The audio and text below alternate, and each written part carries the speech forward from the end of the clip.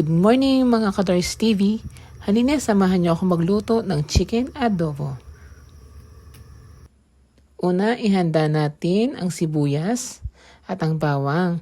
Gayatin na natin ito para at least habang nilalabog natin ang chicken, handa na tayo. Kumuha din tayo ng sili sa likod bahay. Meron din tayong kalamansi. Di ba? Nakakatipid tayo kapag nagtatanim tayo. Ito na ang ating mga ingredients. Ang sibuyas, bawang, kalamansi at sili para mas masarap ang ating ulam. Nagluto na rin pala ng sinaing. Ito nga, totoo na siya. Ito ang ating kalat. Ito, inihahalbos natin ang manok para mas madali siyang lumambot pag atin nang ia-adobo. Yan, haluin lang natin. Halo dito, halo doon. Ayan, haluin natin. Tingnan natin kung pwede na itong hanguin at atin munang igigis ang ating mga sibuyas sa bawang mamaya kapag labog na ang chicken. Teka, intayin natin ha. Iintayin natin to.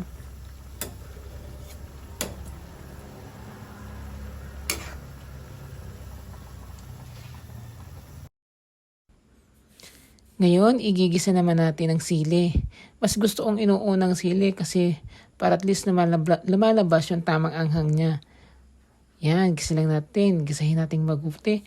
Habang lumabas yung amoy ng maanghang, habang ginigisa natin ang sili. Haluin natin ang haluin. Haluin natin ang haluin hanggang sa maluto. Yan, biyakin na natin ang sili para lumabas lalo yung anghang dito.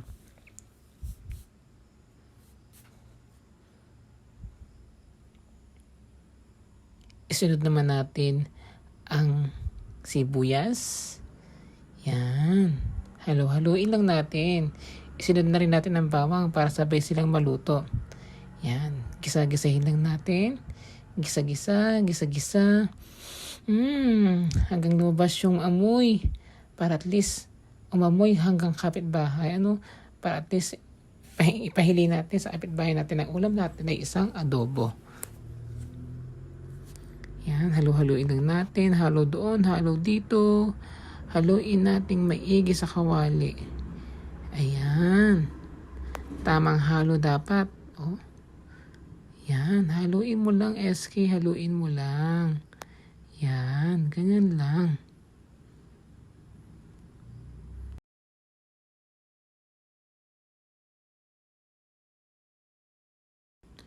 Ngayon naman, ihuhulog na natin ang manok. Yan. Ihulog na natin ang manok para magisa din siya. Yan, tamang halo lang. Haluin natin maigi. Halo lang.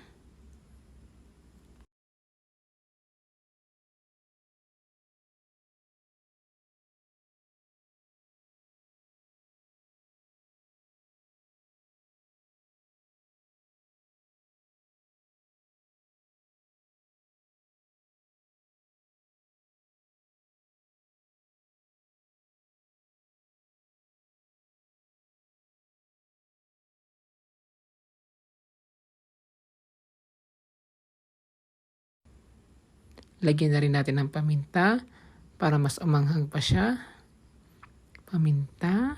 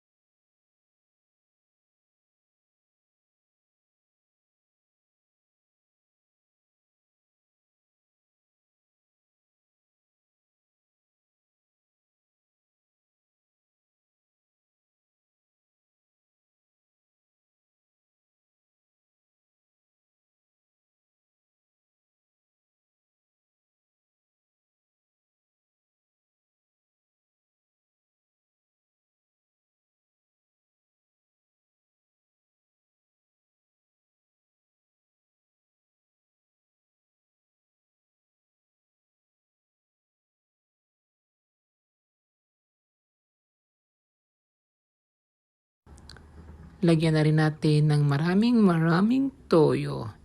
Yan, para mas masarap.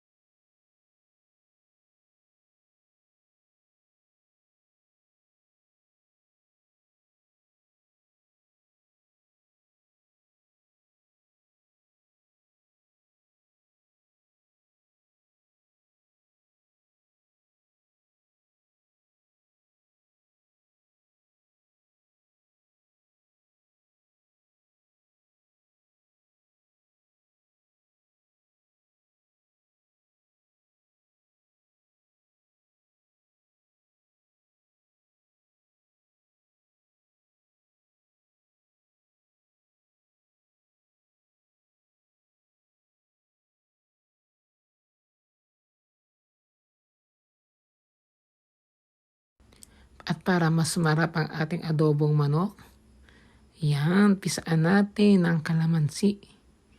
Pisaan natin maigi ng kalamansi. Yan, wag lang natin sasamang buto. Yan, pisaan lang natin ng mga 6 na pirasong kalamansi.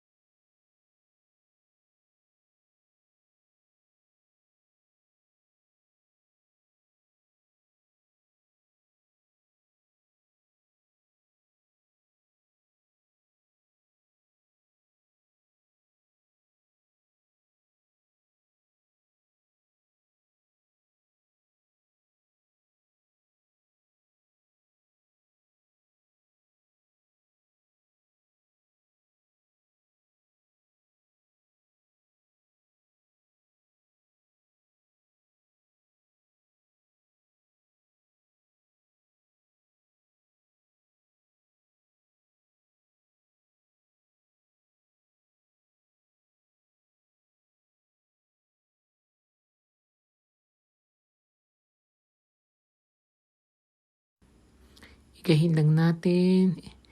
Yan, igahin lang natin ang igahin. Diba? Ang sarap, ang ganda ng amoy. At wala, ito na ang kanilang final outcome.